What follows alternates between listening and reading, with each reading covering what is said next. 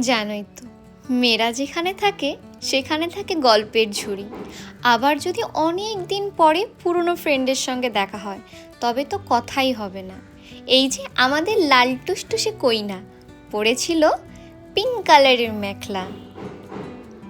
গেছিলাম ফ্রেন্ডের বিয়েতে। আমার এই ফ্রেন্ড সার্কেলে আমি একমাত্র বাঙালি, আর বাদবাকি অ্যাসামিস আর নেপালি।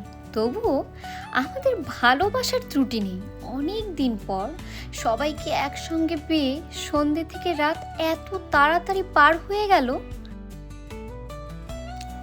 অনেক গল্প হলো, তবুও যেন ফাঁকা থেকে গেল পুরনো জায়গাগুলো।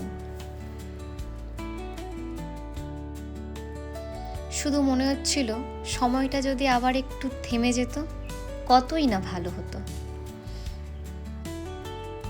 যাই হোক, আমার এই মিনি ব্লগগুলো ভালো লেগে থাকলে একটা লাইক আর ফলো করে দেবে, কেমন?